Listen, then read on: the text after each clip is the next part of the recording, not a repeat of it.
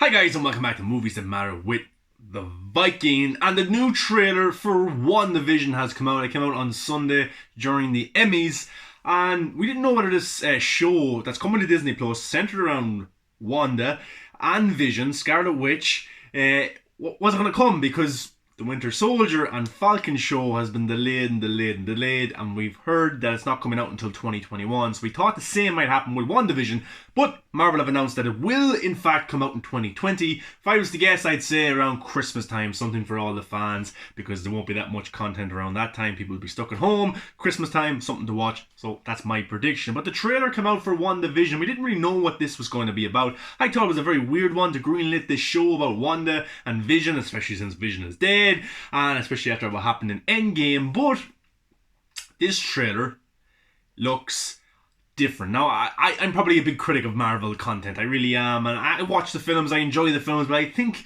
that they can do more. They can take more risks in their storytelling. They can tell deeper, more character-driven stories than what they do with the big CGI epic. And the deepness isn't there to me as it would be for the DC universe or DC films.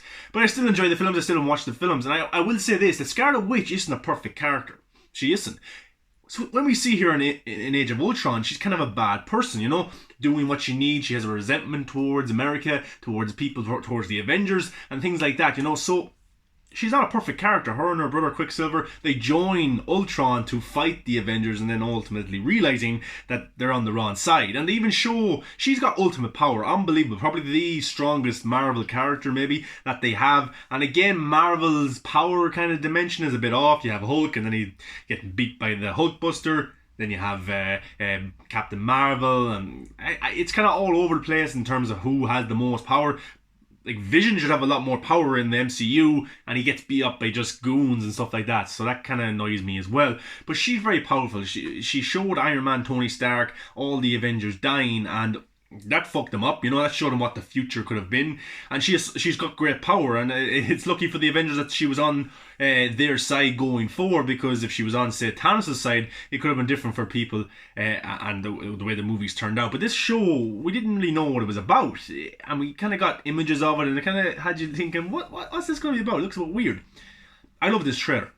I really do. And I'm hard on Marvel because they don't take enough risks. This looks different.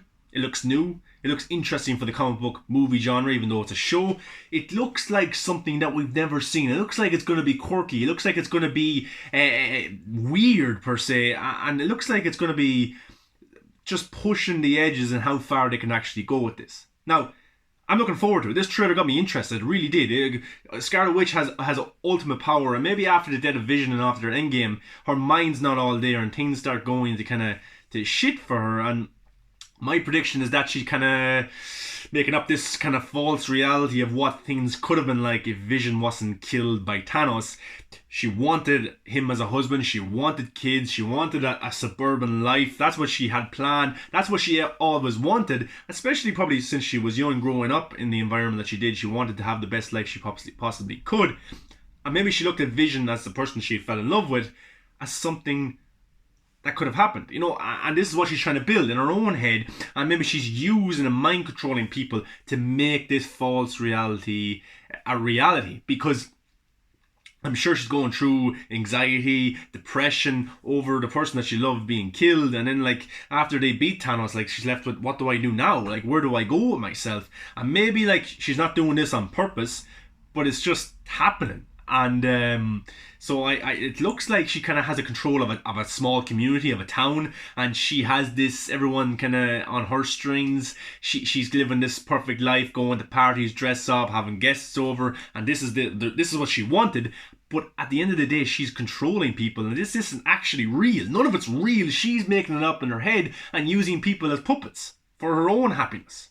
Now that's pretty kind of fucked up, and that makes her, she's supposed to be a hero, but that doesn't call out hero to me. And then people are saying that we get to see the character, the young girl from Captain Marvel, who is Captain Marvel's friend's daughter, and this is her growing up, and she works for some, I'm not too familiar with the comics, but works with SWORD, Sword, whatever that is. I need to look more into it, but that seems to be her growing up. So maybe she's investigating, trying to get Captain Marvel, or get Scarlet Witch to snap out of it.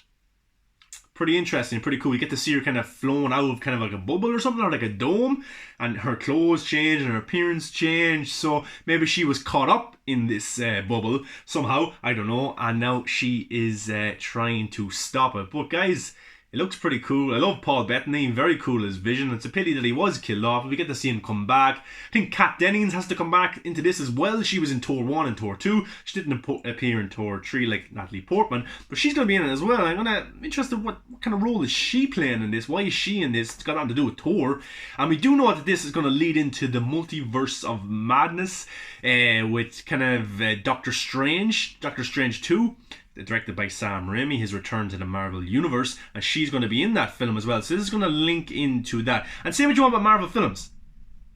Each film, the shows kind of, they link together and they kind of go step by step. You have to watch one before to get what the other is telling. And this is, it's going to be interesting to see how they kind of switch from WandaVision into Doctor Strange. But guys, it looks new. It looks interesting. It looks different. Like, it's even like Marvel have said to themselves, like, how many times can we play this card of just comedy and big CGI spectacles and having the hero always win? How many times can we do this?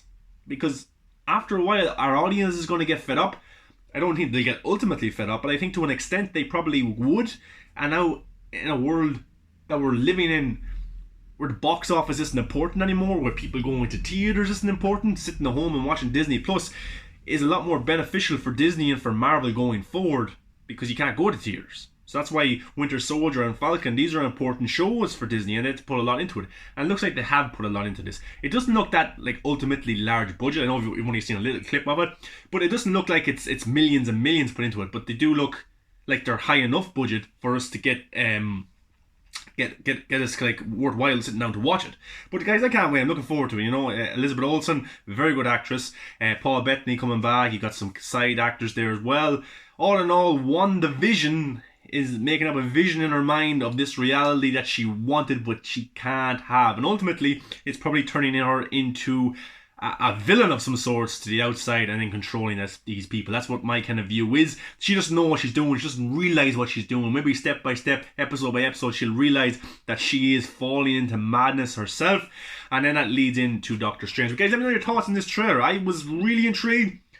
Really excited. Now, beforehand, I didn't really care, to be honest. I was looking more forward to the Falcon and Winter Soldier show. But now, I can't wait for this, because I love weird. I love weird content. I love weird movies, weird TV shows that have meanings that don't tell you what they are straight away. You have to watch them 2 or 3 times. And I think this show will be just that. I think we have to watch the episode 2 or 3 times to see little hints, to get little essences of what is actually going on. But all in all, WandaVision, it looks good, guys. I can't wait.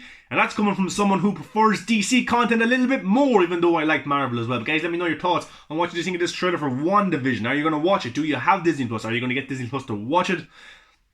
All in all, there's not much content coming out, guys, so we can't really be picky in what we watch and what we don't watch. If you want new content, WandaVision is coming out, and my guess is around December, something for all the family to sit around and watch and enjoy. But guys, let me know your thoughts on the trailer. Are you interested? Are you not interested? See you next time, guys. WandaVision. WandaVision. It's not a great name, but Wanda is having a vision. So there you go.